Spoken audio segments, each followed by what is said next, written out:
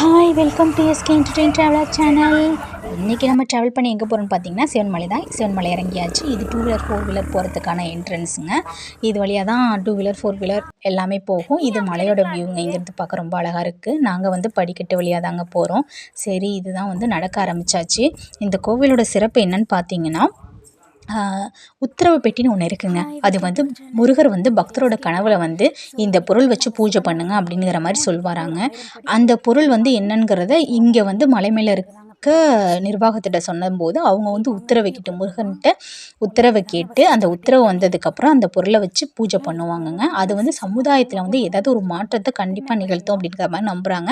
ஆக்சுவலாக அந்த மாதிரி மாற்றங்கள் நிகழ்ந்துருக்குங்க. நானுமே அதையும் பார்த்துருக்கேன், உணர்ந்திருக்கேன். கண்டிப்பாக ஏதாவது ஒரு மாற்றம் நடக்கும், நல்லதாகவும் அமையும், எப்படி வேணாலும் அமையும். நம்ம எதுவாக இருந்தாலும் ஏற்றுக்கொண்டு தான் வாழணும். ஓகே அப்படிங்கிற மாதிரி நாங்களும் நடக்க ஆரம்பிச்சிட்டாங்க. இப்போ உத்தரவுப்பேட்டில் என்ன வச்சுருக்காங்கன்னு எனக்கு தெரியல. நான் மலைக்கு மேலே ஏறி போய் நான் பார்த்துட்டு உங்களுக்கு என்னங்கிறது கண்டிப்பாக சொல்கிறேங்க. ஸோ நடக்கிற போகும்போதெல்லாம் அப்படியே வந்து க்ரீன்லேண்டு மாதிரி இங்கே நிறைய செடிங்கள்லாம் வளர்ந்துருக்குங்க. இப்போ மழை பெஞ்சது வேறையா, அப்போல்லாம் நிறைய செடி வளர்ந்துருக்கு. இது பாருங்களேன், இந்த மார்க் என்னன்னு தெரியலங்க. ஒரு 100-150 படிக்கிட்ட வந்து இது மாதிரிலாம் போட்டிருக்காங்க. நான் இங்கேருந்து பார்த்தேன், என்னடா வியூ தெரியுது அப்படின்னு சொல்லி பார்த்தேன். எனக்கு ஒன்றும் தெரியல, பட் உங்களுக்கு தெரிஞ்ச கீழே மறக்காமல் சொல்லுங்கள். ஏன்னா எனக்கு தெரியல, நான் தெரிஞ்சுக்கிறேன். சரின்னு சொல்லிட்டு நான் நடக்க ஆரம்பிச்சிட்டேங்க. ஒவ்வொரு படிக்கட்டு ஏற ஏற செம்ம மூச்சு வாங்குதுங்க. இங்கே பாருங்கள், இவ்வளோ படிக்கட்டு வந்திருக்கும் அப்படிங்கிற மாதிரி சொல்லியிருக்காங்க. அதாவது மென்ஷன் பண்ணுறாங்கங்க. அது வந்து ஒரு மாதிரி ஆறுதலாக இருந்துச்சு. இப்போ பாருங்கள், இங்கே வந்து ஒரு 100 படிக்கட்டு போயிருக்கு, 150 படிக்கட்டு போயிருக்குன்னு மென்ஷன் பண்ணும்போது அதே ஒரு அப்பா இவ்வளோ தூரம் வந்துட்டோமா அப்படிங்கிற மாதிரி எனக்கு ஒரு ஃபீலாக இருந்துச்சுங்க. ஏன்னா நடக்க மூச்சு எனக்கு காலையில் நடக்க ஆரம்பிச்சிட்டேங்க. காலையிலேயும் வந்துட்டோம். படியேற மூச்சு வாங்கும்போது அப்பா காலும் வேற வலிங்க. ஏற ஏற காலும் வலிக்குது. நான் வந்து ஸ்ட்ரைட்டாக ஏறுறதுனால எனக்கு கால் வலி வருதுங்க. இது வந்து எனக்கு ஒருத்தவங்க போகிற வழியில் எனக்கு ஒரு மெத்தட் சொல்லி கொடுத்தாங்க. அதை நான் என்னென்னு சொல்கிறேங்க. இங்கே பார்த்தீங்களா, போகிற வழி இந்த அட்டைப்பூச்சிலாம் இருக்குங்க. எனக்கு அது வேற, ஐயோ அட்டைப்பூச்சி வேலை இருக்குது, நான் அதை வேற மிதிச்சிருவேன், என் ட்ரெஸ்ஸு மேலே ஏறிடும், எனக்கு அடிச்சிடும். அந்த இதை பார்த்து நான் போனேங்க. ஏன்னா பக்கத்தில் நிறைய செடிங்கள்லாம் இருக்கா, மழை வேற பெஞ்சிருக்கு, நிறைய பூச்சிங்கெல்லாம் வேற வளர்ந்துருக்கு. எனக்கு ரொம்ப பயமாக இருந்துச்சு. அதை வேற நான் பார்த்து பொறுமையாக நடக்கிறேன். ஸ்பீடாக நடந்து எதையும் பார்க்காம நடந்தாவது கொஞ்சம் ஸ்பீடாக நடப்பேன். இப்போ பார்த்து நடக்கிறதுனால இப்போ பார்த்தீங்கன்னா நான் கிராஸாக போகிறேன். ஏன் கிராஸாக போகிறேன்னு பார்த்தீங்கன்னா, வரவங்க சொல்லி கொடுத்தாங்க, இது மாதிரி கிராஸ் ஆயிருந்தா அந்தளவுக்கு கால் வலி வராது, இப்படி கிராஸாக ஏறுங்க அப்படிங்கிற மாதிரி சொன்னாங்க. எனக்கும் அது மாதிரி ஃபீல் ஆச்சுங்க. பரவாயில்ல, அது நல்லா தான் இருந்துச்சு. ஒரு பக்கம் வந்ததுக்கப்புறம் இந்த வியூவும் பார்க்க ரொம்ப அழகாக இருந்துச்சுங்க. சரின்னு சொல்லிட்டு மறுபடியும் நடக்க ஆரம்பிச்சிட்டேன். ஆக்சுவலி இந்த டெக்னிக் வந்து நல்லா ஒர்க் அவுட் ஆகுது. எனக்கு கால் வலியும் கொஞ்சம் அவ்வளோக்கா தெரியவே இல்லை. சரின்னு சொல்லிட்டு நம்ம அப்படியே விறுவிறுன்னு நடக்க ஆரம்பிச்சிட்டேன். ஒரு கட்டத்தில் பாதியில் போகும்போது இது மாதிரி கல்லெல்லாம் அடுக்கி வச்சுருந்தாங்க. எதுக்கு அடுக்கி வச்சுருக்காங்கன்னு பார்த்தீங்கன்னா, வீடு கட்டணும் அப்படிங்கிற மாதிரி சில பேர் வேண்டிட்டு அது மாதிரி பண்ணுவாங்க. எனக்கு தெரிஞ்சது அதுதாங்க. உங்களுக்கு தெரிஞ்சால் வேறு ஏதாவது தெரிஞ்சால் சொல்லுங்கள். சரி அப்படின்னு சொல்லிட்டு இப்போ பார்த்தா 230 வந்திருக்குங்க. என்னடா 230 தான் வந்திருக்குமா அப்படிங்கிற மாதிரி இருந்துச்சுங்க. இன்னும் 250 படிக்கிட்டு போகணுங்க. சரி இதில் ஆகணும் அப்படிங்கிறதுக்காக பொறுமையாக நடக்க ஆரம்பிச்சேங்க. இந்த மாதிரி கிராஸாக நடக்கிறது அந்த அளவுக்கு நல்லா இருந்துச்சுங்க. அதை விட இது இன்னும் பெட்டராக இருந்துச்சு. அதனால் நானும் நடக்க ஆரம்பிச்சிட்டேங்க. ஃபுல்லாக பொறுமையாக நடந்து மலைக்கு ஏறி முருகனை எப்படியாவது இன்றைக்கி தரிசிச்சணும், பார்த்துடணும் அவரை அப்படிங்கிற மாதிரி கிளம்ப ஆரம்பிச்சிட்டேங்க. அப்படியே பொறுமையாக நடக்க ஆரம்பிச்சுட்டு பள்ளிக்கட்டு சபையும் வந்துட்டாரு. கல்லு இல்லை முருகர் சஷ்டியை நோக்க பார்த்தீங்களா, எனக்கு அங்கேயும் அப்படி தான் வளரிட்டு இருந்தேன்.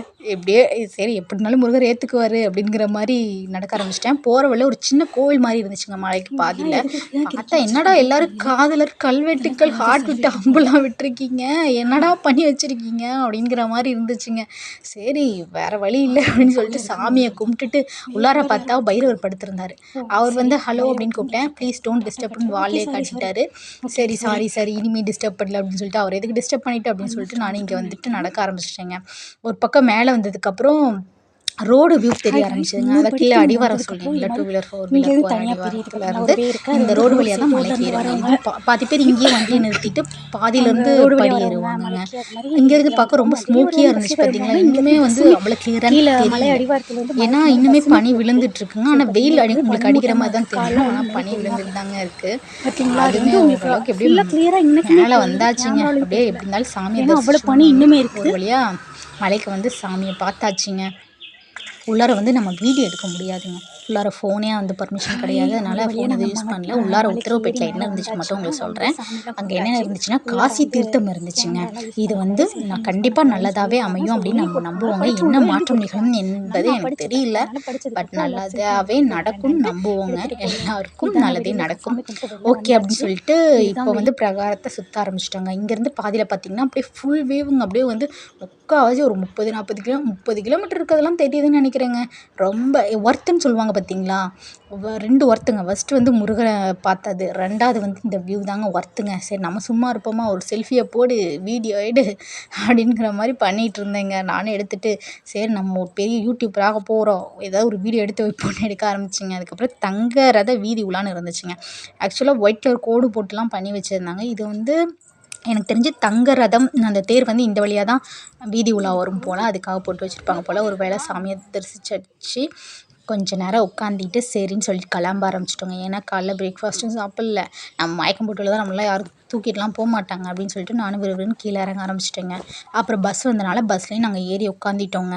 அப்புறம் அப்படின்னு சொல்லிட்டு நம்ம கிளம்பிட்டே போய் நம்ம சாப்பிட்லாம் அப்படின்னு சொல்லிட்டு கிளம்பிட்டோங்க. இதோட இந்த வீடியோ முடிஞ்சிருச்சு. இன்னும் உங்களுக்கு நிறைய இன்ட்ரெஸ்டிங்கான வீடியோஸ் வந்துக்கிட்டே இருக்கும். மறக்காமல் சப்ஸ்கிரைப் பண்ணி வச்சுக்கோங்க, லைக் பண்ணிக்கோங்க, ஷேர் பண்ணிக்கோங்க, எனக்கு சப்போர்ட் பண்ணுங்கள். தேங்க்யூ.